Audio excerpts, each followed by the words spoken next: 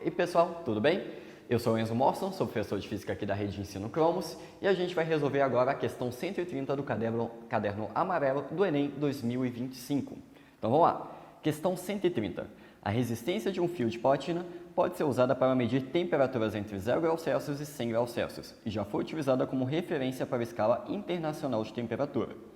Para o sensor feito de platina, a relação entre a resistência e a temperatura pode ser descrita por uma equação do tipo RT é igual a A mais BT, em que T é a temperatura e A e B são constantes.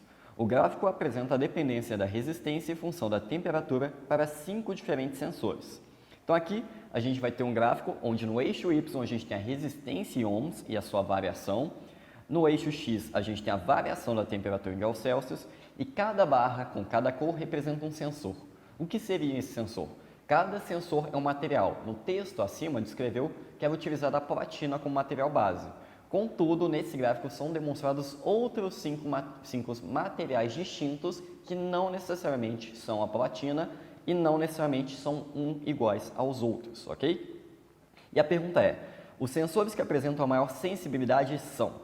Bem, primeiro de tudo, qual que é a parte importante aqui? A parte importante é a gente saber o conceito de sensibilidade. O que é sensibilidade? Sensibilidade é o quanto o equipamento consegue variar a sua medida a partir de algo que você colocou nele. Vamos pegar balanças como exemplo. Uma balança pouco sensível seria, por exemplo, uma balança que mede apenas variação de quilo em quilo.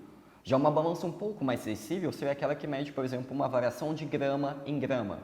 Por exemplo, se você tem uma balança que só mede 50, 51, 52 quilos e uma balança que mede 50,001 kg, 50,002 quilos, essa segunda balança é mais sensível que a primeira, já que com qualquer variação ela consegue te dar um resultado diferente. Ou seja, nesse gráfico aqui, a gente vai buscar qual sensor variou mais o seu resultado a partir da variação da temperatura. Ou seja, o que a gente tem controle é a temperatura, o que a gente quer medir é a resistência. Ou seja, a gente quer descobrir qual sensor variou mais a resistência quando a gente varia a temperatura. A gente pode ver, por exemplo, que o sensor 1, ele praticamente não varia em nada ao longo da variação de temperatura, ou seja, um sensor pouquíssimo sensível. Em contrapartida, a gente tem sensores mais sensíveis. Qual que é a dica para essa questão? Você primeiro, veja que todos começam em menos 50 graus Celsius e todos terminam em 300 graus Celsius, ou seja, o intervalo de medida é o mesmo. O que a gente vai ter que ver então é qual sensor variou mais em Y, ou seja, variou mais a resistência ao longo desse intervalo. Como eu disse, o sensor 1 não variou quase nada. Enquanto isso, olha o sensor 2. O sensor 2 saiu de 75 para 225 ohms, ou seja, o sensor 2 é um sensor muito sensível. E aí, o sensor 3, vocês podem ver que é um sensor um pouco mais sensível que o 1, mas ainda com baixa sensibilidade. E o sensor 4 e 5 poderia gerar dúvida. Qual seria a dica aqui?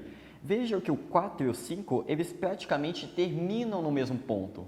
Então, a gente vai ver qual dos dois sensores começou em um ponto mais distante desse final. Ou seja, eles terminaram em volta de 150 ohms. Vamos ver qual começou mais abaixo.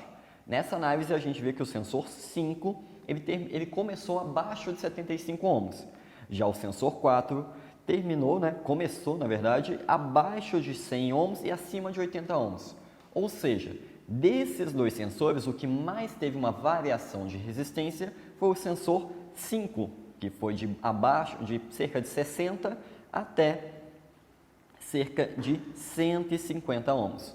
Ou seja, dentro das nossas alternativas, os sensores mais sensíveis são o sensor 2 e o sensor 5. A alternativa E. Ok, pessoal? Então, curtam e compartilhem esse vídeo. Essa foi a resolução da questão 180 do caderno amarelo do Enem 2025.